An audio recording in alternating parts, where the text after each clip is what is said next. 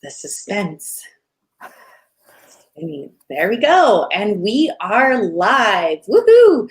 So my name is Leanne Kalal, and I am a part of the numerologist team. And I am so happy to be here today with professional astrologer Kelli Fox of astrology.tv. And you can follow her at Kelli Fox Astro. Usually Kelli and I do these, we meet every Thursday, and she gives us the scoop on what is going on in the skies. We missed last week, and let me tell you, Kelli, I really missed that conversation. And I cannot wait to dive in because as every week, there's so much going on in the skies. I know now we're moving into August. Today, we're going to be talking about the August astrology forecast for all of the different sun signs. So if you are tuning in, say hello, let us know what your sun sign is, and just know that Kelli will be sharing a forecast for your sun sign for the month of August. And if you can believe it or not, we have another full moon that is right around the corner. I just can't believe it. There's so, obviously I've always known that there's a new moon and a full moon and there's this and that. But once you start to really pay attention to this astrology stuff, let me tell you, the sky is the limit. Haha. Pun, kind of a pun, but not quite. Anyways, Kelli, I'm going to turn over the reins to you now. And I'm just so excited to hear what is on the horizon for us over the upcoming month and as we enter into Leo season. Hi, Leanne, and hi, everyone. Hi, Gretchen, Clara, Nor, Bob, Lisa. Hello, hello. I know. I was looking and I'm like, today we're going to talk about August, and it's like, uh-oh, hold on, there's a full moon. There's a full moon on Monday. OMG, I can hardly believe it. It's like, you know what? It's like we're in a time warp. And we actually are, and I might have spoken about this before. It's like we're in this sort of portal, and we're all being asked to step up and evolve and, you know, step over that threshold. And that's why this year has been so challenging. And this full moon in Aquarius, what I want to do is talk about August first, just a very brief overview of what we can expect, talk about the full moon, and then talk about what it means for each of the zodiac signs. And I see that Gretchen is an Aquarius, so this might be a little bit more intense for anyone that has any planets in the fixed signs, and that's Taurus, Leo, Scorpio, and Aquarius. And I see that also Lisa says she's stepping up. I know, right? We're being forced to step up, whether we like it or not. So with August, you know, the biggest news for August is Uranus, the planet of the unexpected and the unpredictable, is turning retrograde. And I was about to say, but I'll just make that like, uh-oh. I know. I was looking at you going, should I do da-da-da-da, or are you going to do that? I did it. I want it. You've got it. You've got to get that sound effect because it feels like every week there's a da-da-da-da.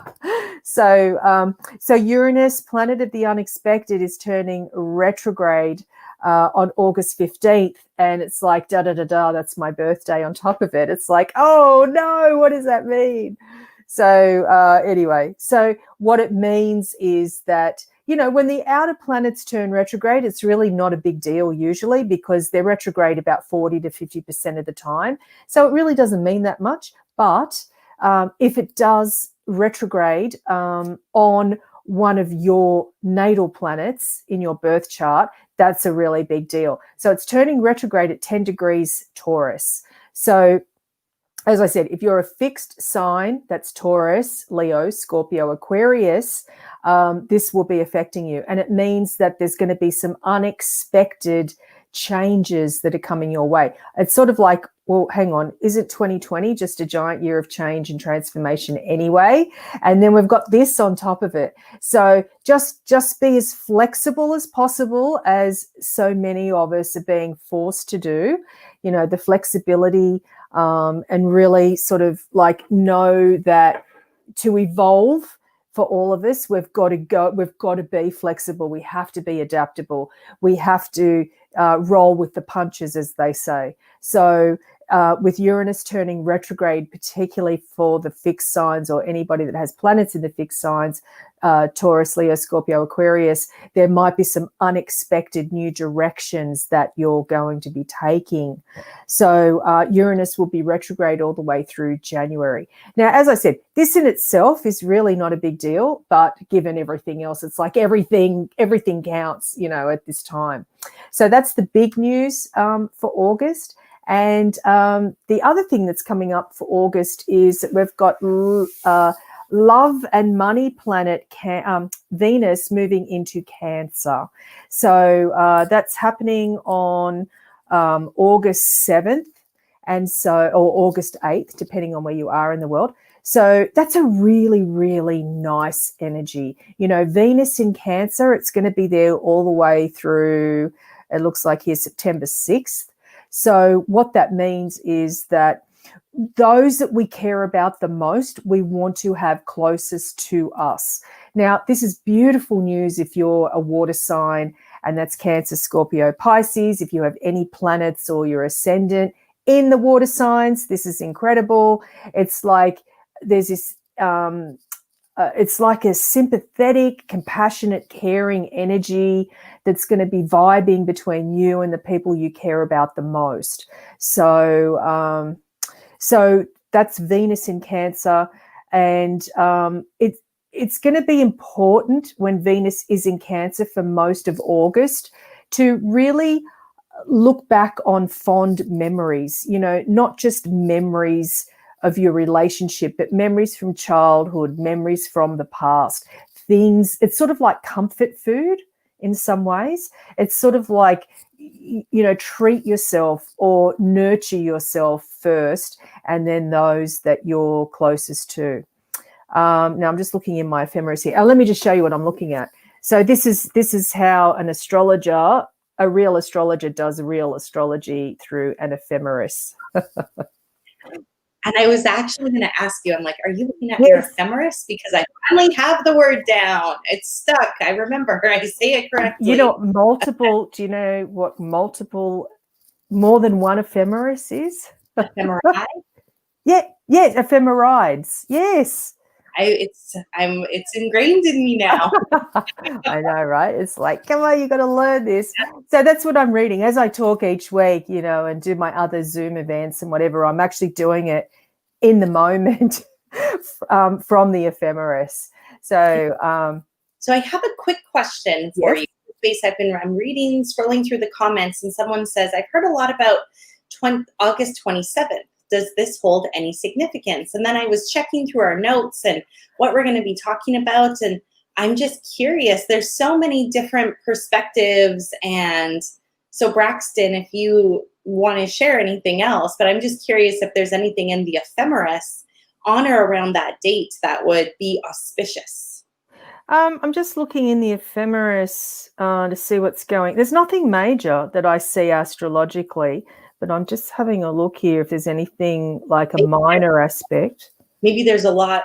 He's hearing a lot because there's not a lot going on. It's like we actually get a break on that day. Oh, no, of course we don't, because he might because, oh, no, hang on. Does it say that here? I just saw something where Mars was going to be squaring Saturn. Mars squares Saturn around that time, although it's not showing up on my calendar ephemeris for some reason. But in my ephemeris on the 27th, the aspects I see, Mars squares Saturn, which is frustration and impatience and, red tape holding us up, where we just want to charge ahead. And that's primarily for the cardinal signs, Aries, Cancer, Libra, Capricorn. And then on the 27th, I also see a gorgeous, gorgeous Venus trine Neptune aspect. So Venus is a planet of love. And as I said, it's going to be in Cancer at that time. A trine is ease and harmony and just a flowing state or a flowing energy. And Neptune is a planet of, it's the higher octave of Venus. So in other words, it's double gorgeousness. I couldn't think of a better word. Double gorgeousness on around the 27th, especially if you're a water sign. and that's Cancer, Scorpio, and Pisces. So if you're looking for romance or looking for beauty around August 27th, that is the time to tap into it. Or creativity. It's also a good time to really sort of spark your psychic abilities or your intuition. So so that's what I see on the 27th, but nothing major. But I did look, I'm looking in the ephemeris here, and on July 27th, which I don't even know what the date is. Monday. Monday. Oh, yeah, Monday. That's what I thought. That's what I thought you meant, because July 27th, we had quite a rare aspect, which is Jupiter sextile Neptune. And so what that means is a giant boost of spirituality, a giant boost of hope and optimism in some ways. It's sort of like the diamond in the rough of such a tumultuous year. So on Monday, the 27th of July, not August, Jupiter sextile Neptune. So it's really, this is a time, because we're still under the influence of Jupiter sextile Neptune. So it's very much about tap into your psychic abilities and look to a higher source. In times of doubt and pain, which this year has been, it's like we're looking for something much bigger than ourselves to help guide us through these very challenging, unexpected, unpredictable, unknown times. And so this week, with that on Monday with the Jupiter sextile Neptune, it's very much about tap into something higher, collective consciousness in some ways, or the universe or Gaia or whatever it is that your God may be. This is the time that we're called upon to do that. And we might take ourselves by surprise because of the Uranus retrograde August 15th. It's like it's going to catch us off guard in some ways. So expect the unexpected, I think, is the best way to sort of sum up what August brings to us. Now, I want to talk about the full moon, which I almost nearly forgot again. I should not be saying that as a professional astrologer. I really should not have just said that. But it's sort of like there's so many. Like lately, there's so much going on. I know. Kelli, before like the moon has been so beautiful every night. The skies have been really clear, and I'm like, is there? Like, I know I'm looking. There's going to be another full moon soon, but I can't believe we're already there again. Like, where's the time going? I know, it's just incredible. So the full moon, and we are in like this time warp. We're definitely in a time warp because, again, we're being called upon to step up and to evolve, and it's a collective. It's not just individuals. It's like, everybody on a global scale. The unpredictability, and that's what Uranus is. Uranus turning retrograde mid-August. It's unpredictable. It's the unknown. Now, this full moon on Monday is in Aquarius, which means the ruler of the full moon is Uranus. So we've got this very strong Uranus energy for August, where we've got Uranus turning retrograde, and then we've got the full moon of August being ruled by Uranus. So here's this double dose of unpredictability in an already unpredictable year. So what this means is, the full moon is a time of projection, and it's a time of trying to find balance, but it comes with friction, because if you think about it, the sun and moon are opposite each other, and our little Earth, the moon's smaller, but in this case, the energy is much bigger because it's a full moon, but it's like our Earth is in the middle of the sun and moon. So you can think about it like a tug of war. And that's typically every month when we have a full moon. That's typically what happens with the full moon. There's energetically, it is a tug of war. Now, what are we tugging and warring over? So it's like the tug of war is very much about, the moon in Aquarius and the sun in Leo. So, and what's happening is you've got like these opposites, the sun and moon in those signs, and then you've got a T-square, you've got Uranus forming a T-square to the sun and moon. So that adds another ingredient to this already tumultuous recipe. So the sun and moon with a T-square from Uranus to the sun and the moon. So what that means is, let's break it down. So the full moon in Aquarius is very much about the collective. It's very much about, we're all in this together. This is not about the individual anymore. This is about all of us together. And, we've seen that all year. So it's like, this is about all of us together. This is about equality. This is about, leveling the playing field in an unpredictable or unexpected way. How on earth is that going to happen? I mean, I thought everything had already happened that might have been unpredictable, but there possibly could be more to come, and with a full moon in Aquarius, it's about equality. It's about fairness. It's about the environment as well, as particularly with Uranus being in Taurus, which is an earth sign. So it's like, it's about philanthropy.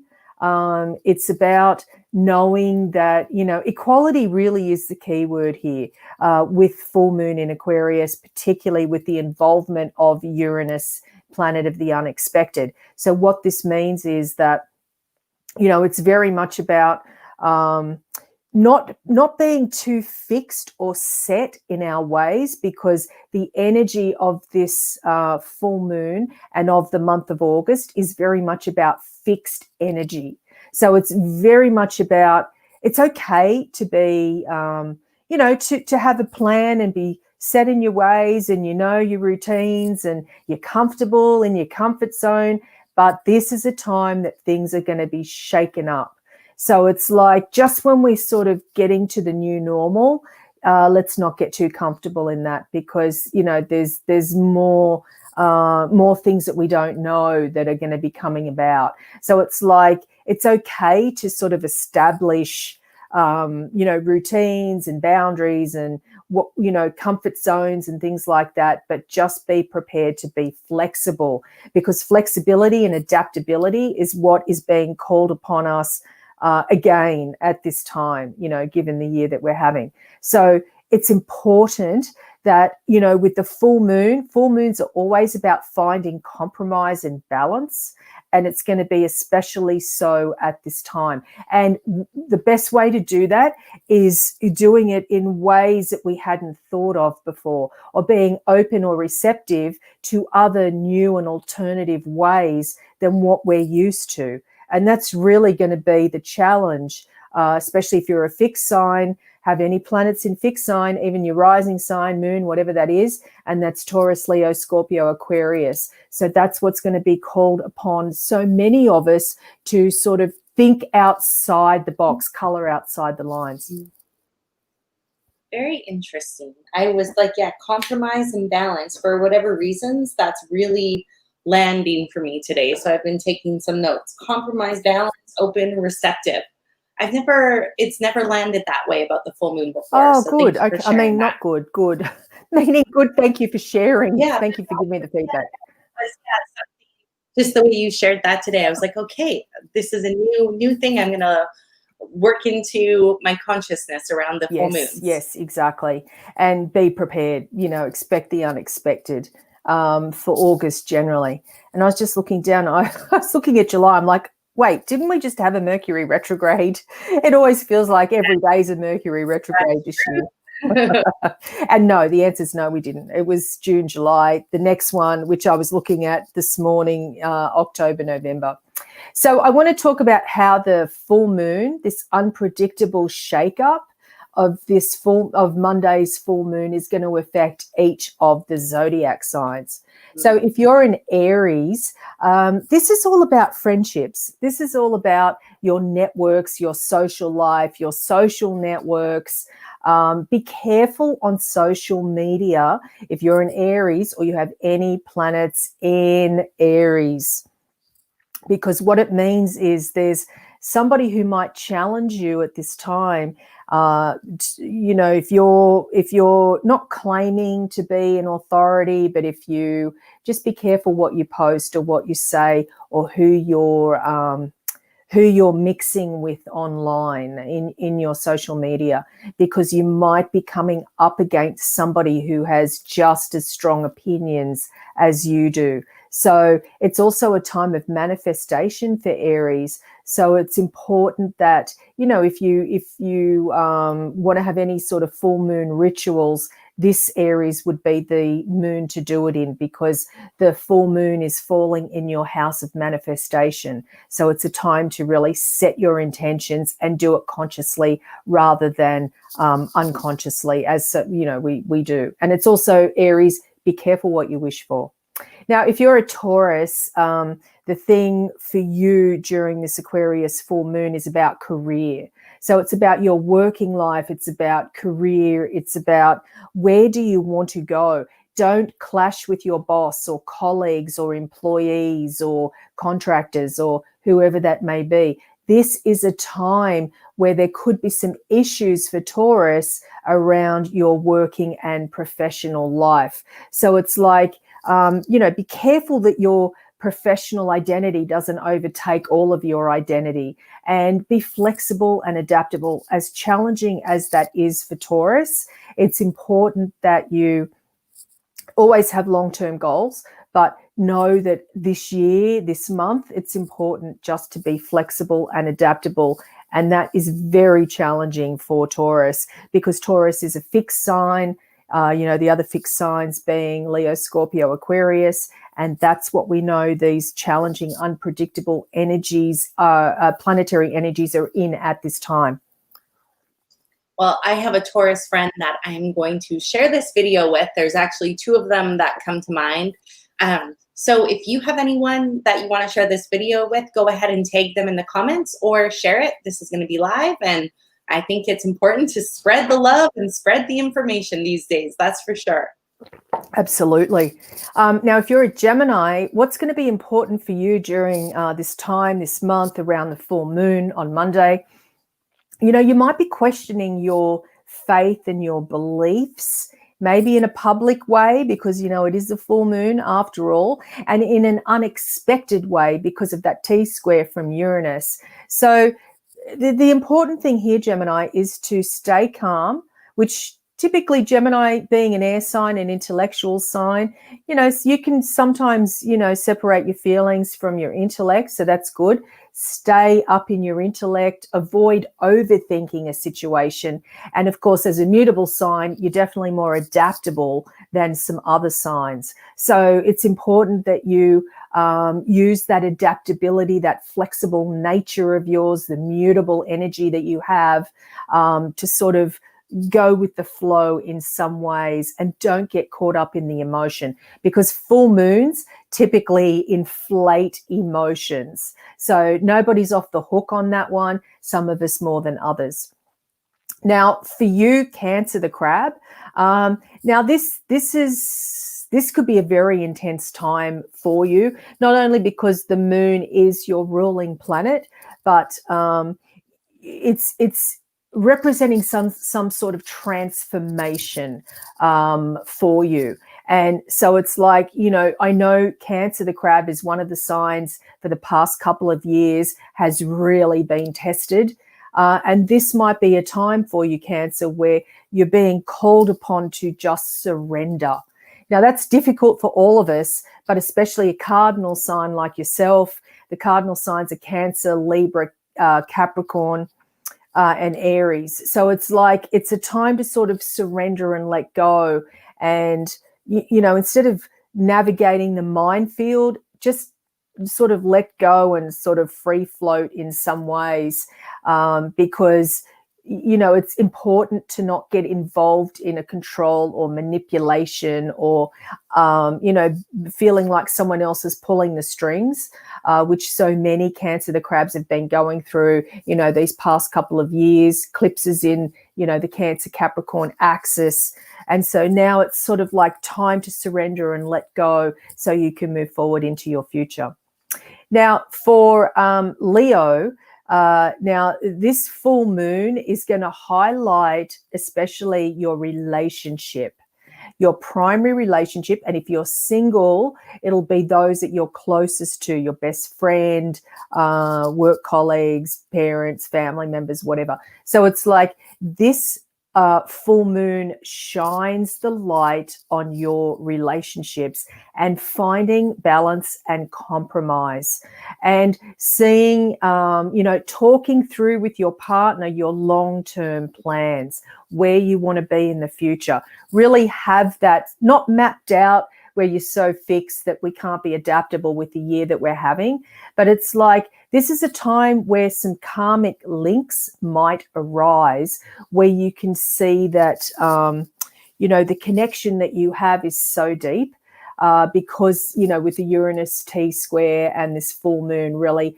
shining the light there. And there might be some unconventional or alternate ways that you can really enhance your relationship, whatever that might mean to you. You don't have to have that white picket fence and is it 2.5 kids and all that stuff. That's out the window nowadays, especially with this sort of year. It's like this is a time to create your own future, however that works for you. Now, for Virgo, this is really important for you to set your routines. And that's probably music to your ears because, Virgo is very good at routines and organization and, just paying attention, sweat the small stuff, paying attention to the details. That's going to be really important for Virgo. And of course, proper self-care. Where a lot of that's gone out the window, for all of us. But for Virgo, this is the time where you're called upon to take care of you. Virgo is so busy taking care of everyone else that sometimes you forget to take care of you. And self-care means whatever that means to you on every level, physical, emotional, spiritual, psychic, whatever that is for you.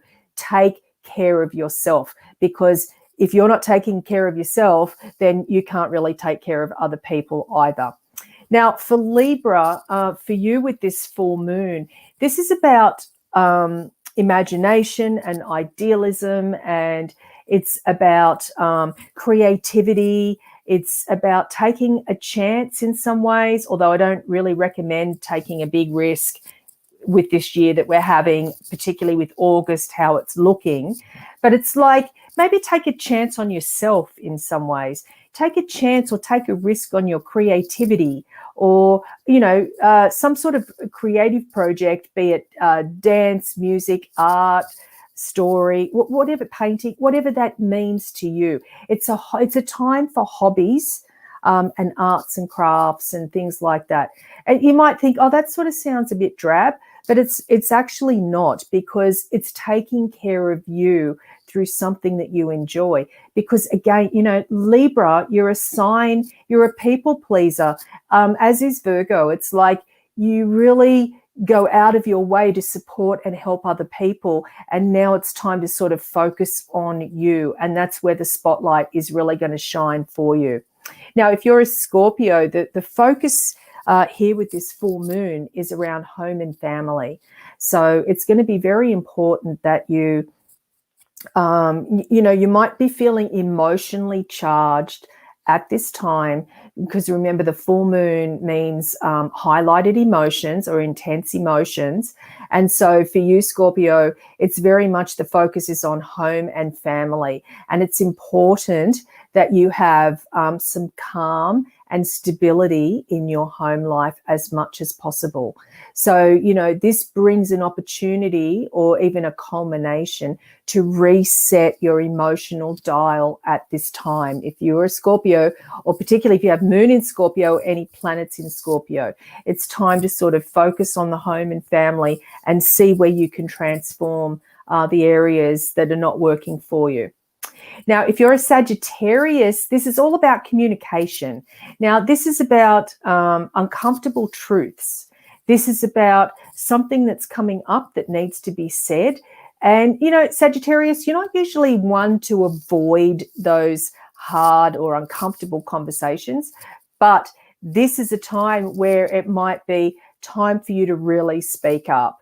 Now, it seems strange that I'd have to say to Sagittarius it's time to speak up, because Sagittarius really does speak up typically, But, sometimes with really tough conversations, it might be more challenging. So this is a time to really, speak your mind.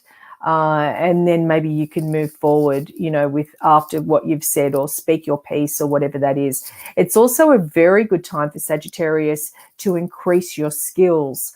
If you're thinking about not going back to school, but increasing your skills in some ways, there's so many great online classes and courses.